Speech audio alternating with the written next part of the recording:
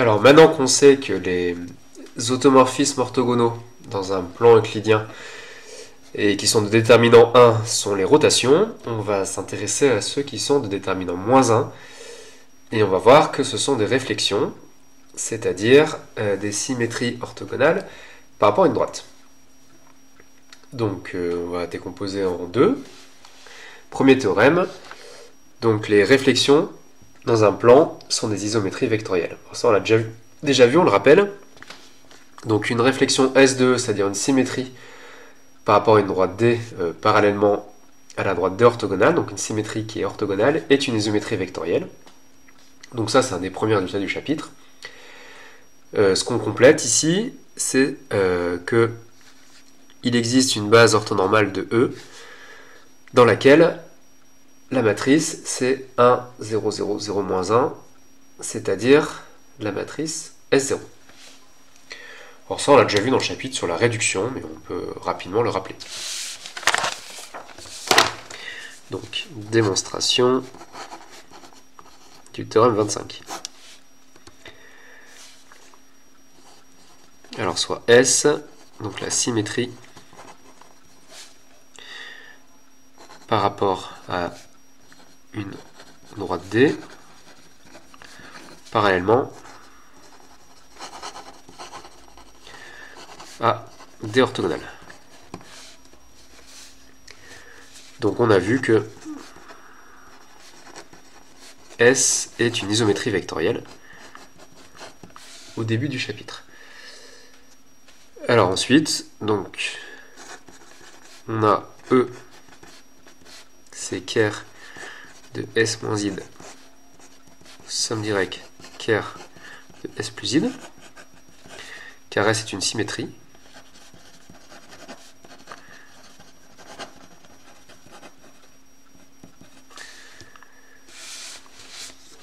Et donc dans une base adaptée à cette somme directe,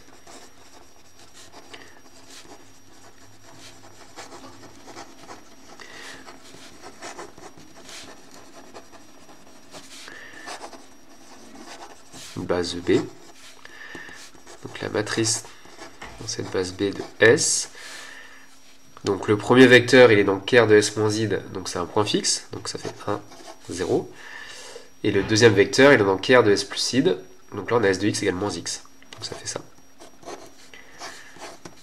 Et donc c'est bien de la forme qu'on avait annoncée.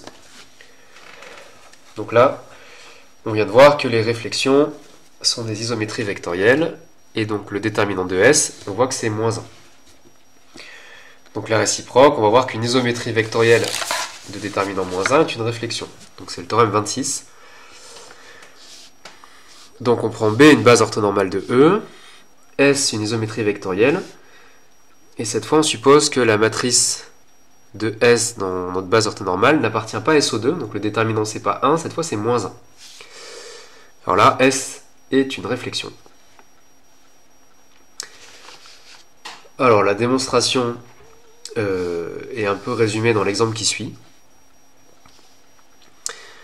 Donc on va voir que si notre base orthonormale, on la note E1, E2, comme la matrice de S dans la base M n'est pas dans SO2, on a vu que c'était du type S alpha. Et donc pour montrer que S est une symétrie par rapport à une droite, il faut introduire une droite. Et donc on va voir que la droite D, elle est dirigée par le vecteur qui est donné ici. Et ça va nous permettre d'interpréter alpha, puis de démontrer une formule qu'on ne connaissait pas, alors qu'on pourrait démontrer matriciellement, mais le point de vue géométrique va nous permettre pas de démontrer cette formule, mais aussi de la deviner. Comment on a deviné qu'on avait ce résultat. Donc on va faire l'exemple ici, qui est en fait la démonstration du théorème 26, qui est une des plus délicates du chapitre, puisqu'elle est assez géométrique.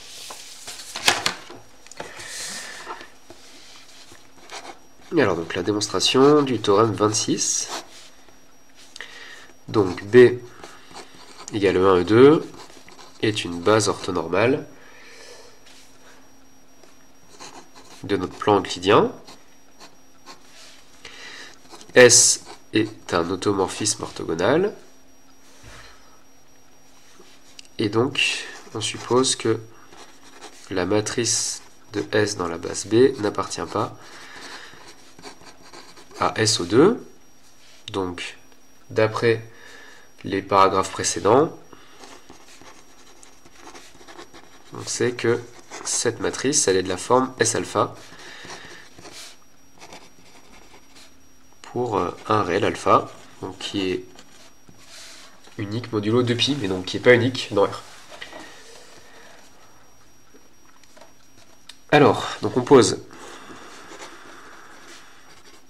epsilon 1, le vecteur cos alpha sur 2 E1 plus sinus alpha sur 2 E2. Alors on pourrait expliquer comment on a trouvé cela, c'est avec des raisonnements géométriques, mais c'est vraiment pas dans l'esprit du programme, donc par gain de temps, on va se contenter de vérifier que c'était le bon choix. Il ne faut pas l'apprendre par cœur, bien sûr. Et on pose aussi donc D, la droite qui est engendrée par epsilon 1. Alors D orthogonale, on sait déjà que c'est de dimension 1.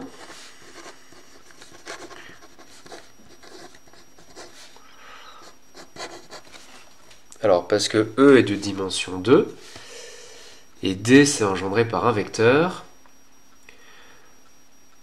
Alors est-ce que ce vecteur peut être nul ?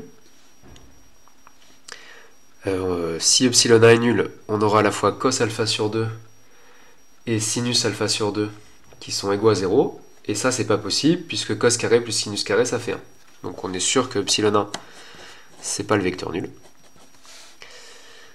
Et donc D est un espace de dimension 1, E est de dimension 2, donc D orthogonale est de dimension 1. Alors pour trouver donc une base de D orthogonale, il suffit de trouver un vecteur orthogonal à epsilon 1. Donc c'est bien connu que si epsilon 1 a pour coordonnées AB, un vecteur orthogonal c'est moins BA. Donc on pose epsilon 2, c'est moins sinus alpha sur 2 E1, plus cos alpha sur 2 E2. Et on voit bien que epsilon 2 et epsilon 1 sont orthogonaux en faisant un produit scalaire. Et donc, epsilon 2 appartient à D orthogonal. Et pareil, il est non nul, parce que sinus carré plus cos carré, ça fait 1. Et comme D orthogonal est de dimension 1, on a donc D orthogonal, c'est vect de epsilon 2. Donc, on peut dire tout ça. Alors, on a E,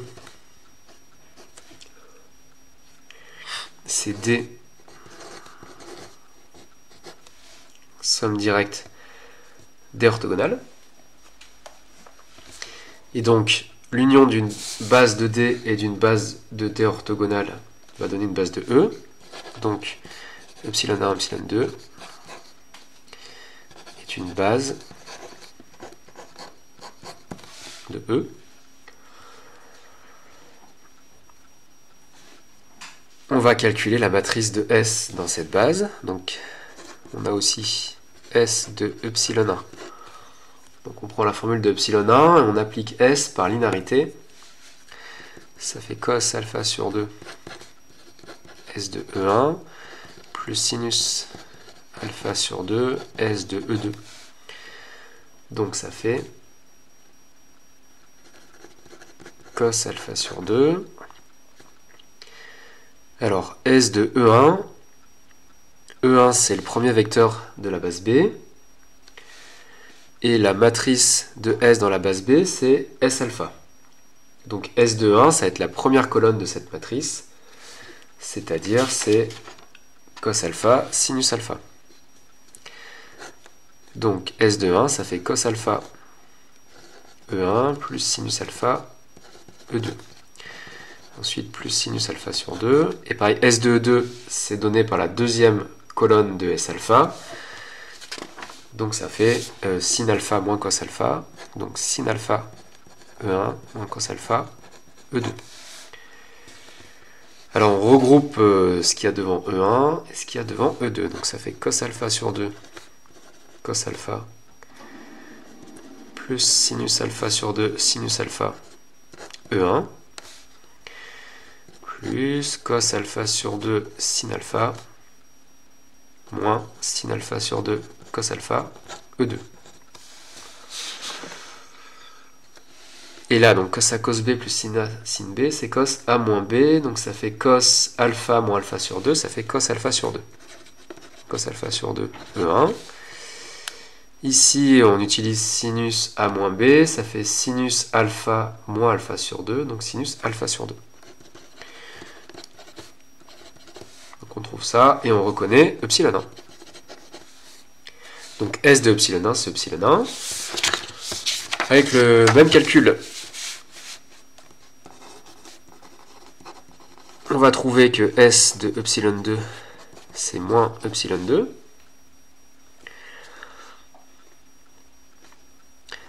Donc, dans la base C, qui est epsilon 1, epsilon 2, la matrice de S dans la base C, c'est 1, 0, 0, 1. Et donc là, on reconnaît une matrice de symétrie, puisque au carré, ça fait identité. Donc S carré, c'est identité. Donc S est une symétrie.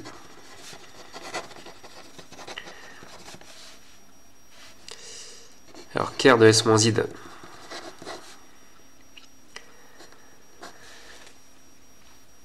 Si on retranche la matrice identité, ici, ça fait 0, 0, 0, moins 1. Donc le noyau, c'est donné par la première colonne. La première colonne, c'est l'image de epsilon 1. Donc ça, c'est vecte de epsilon 1. C'est D. Et ker de S plus id. Pareil, c'est vecte de epsilon 2. C'est 2 orthogonales. Donc S est la symétrie par rapport à D, parallèlement à D orthogonale. Et donc, comme ces deux espaces sont orthogonaux, S est une symétrie orthogonale par rapport à une droite, donc S est une réflexion.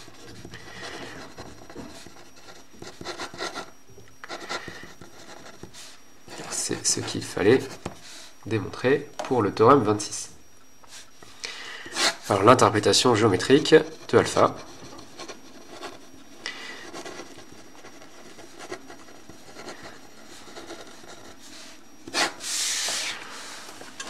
Donc on a dit que epsilon 1 c'est cos alpha sur 2 E1 plus sinus alpha sur 2 E2. Et donc ça, c'est un vecteur qui fait un angle alpha sur 2 avec l'axe des abscisses. Et ce vecteur, il engendre D. Donc, alpha sur 2, c'est l'angle entre D et l'axe des abscisses, qui ici est vecte de 1. Donc on n'a pas défini très rigoureusement ce que c'est l'angle entre deux droites, donc on s'appuie des notions du collège. Mais bon. Donc alpha, c'est 2 fois cet angle. Et alors ensuite, donc, si on fait un petit dessin, donc là on a notre droite D, donc là l'angle c'est alpha sur 2, et là on a un vecteur X, et on va faire la symétrie orthogonale par rapport à D, ça va arriver à peu près par là. Là, les deux longueurs sont égales.